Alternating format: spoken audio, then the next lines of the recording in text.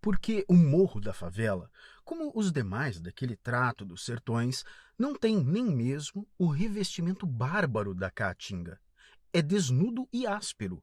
Raros arbúsculos esmirrados e sem folhas, raríssimos cereus ou bromélias esparsas, despontando-lhe no cimo sobre o chão duro, entre as junturas das placas schistosas, justapostas em planos estratigráficos, nitidamente visíveis, expondo, sem o disfarce da mais tênue camada superficial, a estrutura interior do solo. Entretanto, embora desabrigado, quem o alcança pelo sul não vê logo o arraial ao norte. Tem que descer, como vimos, em suave declive a larga plicadura em que se arqueia em diedro a montanha numa selada entre lombas paralelas. Fuzilaria.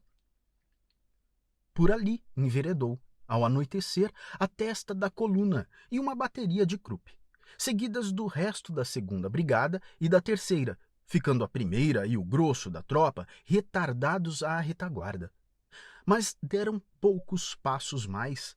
O tiroteio frouxo, que até então acompanhara os expedicionários, progredira num crescendo contínuo à medida que se realizava a ascensão, transmudando-se ao cabo, no alto, em fuzilaria furiosa. E desencadeou-se uma réfrega original e cruenta. Não se via o inimigo, encafurnado em todas as socavas, metido dentro das trincheiras-abrigos que minavam as encostas laterais e encoberto nas primeiras sombras da noite que descia. As duas companhias do 25º Batalhão suportaram valentemente o choque. Desenvolvendo-se em atiradores, avançaram, disparando ao acaso as armas, enquanto as duas brigadas que as precediam se abriram para que passasse a bateria. Esta, jogada violentamente para a frente, arrastada, mas a pulso que, pelos moares exaustos e espantados, passou entre elas em acelerado, ruidosamente. Subiu o cômoro fronteiro. Alinhou-se em batalha, no alto. Desenrolou-se no ar a bandeira nacional. Uma salva de 21 tiros de granadas atroou sobre Canudos. O general Arthur Oscar, a cavalo junto aos canhões, observou pela primeira vez, esbatido no clarão do luar deslumbrante, a misteriosa cidade sertaneja.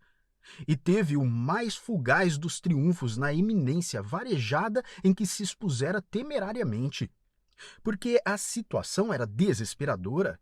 A sua tropa, batida por todos os flancos, envolta pelo inimigo a cavaleiro, comprimia-se numa flexura estreita que lhe impedia as manobras. Se estivesse toda reunida, era possível uma solução: prosseguir logo, vencendo a perigosa travessia, e juntar-se ao general Savagé, que, depois de uma marcha entrecortada de combates, fizera alto 3 quilômetros adiante. Não havia, porém, chegado a primeira brigada, que ficara protegendo a bateria de tiro rápido e o 32, e mais moroso ainda, o comboio ficara no Angico, distanciado de 2 léguas. Crítica. Aquele plano de campanha dera o único resultado que podia dar. A expedição homogênea, que, pelo seu dispositivo inicial, não podia fracionar-se, porque vinha adstrita a uma direção única e abastecida por um comboio único, dividira-se precisamente ao chegar ao objetivo da luta. De sorte que a arremetida doida arrematada por uma salva real de balas sobre Canudos era a mais contraproducente das vitórias.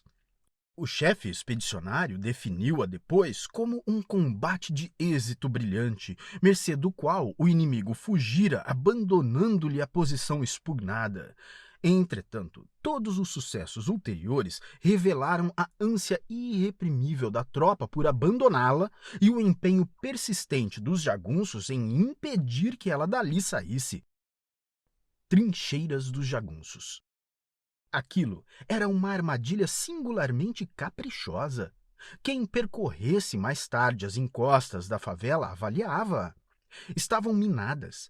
A cada passo, uma cava circular e rasa, protegida de tosco espaldão de pedras, demarcava uma trincheira. Eram inúmeras, envolvendo todas para a estrada, os planos de fogo quase à flor da terra indicavam-se adrede dispostas para um cruzamento sobre aquela.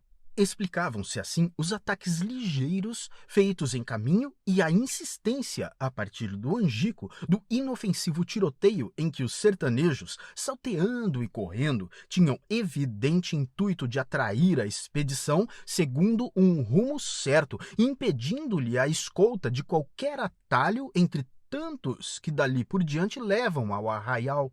Triunfara-lhes o ardil.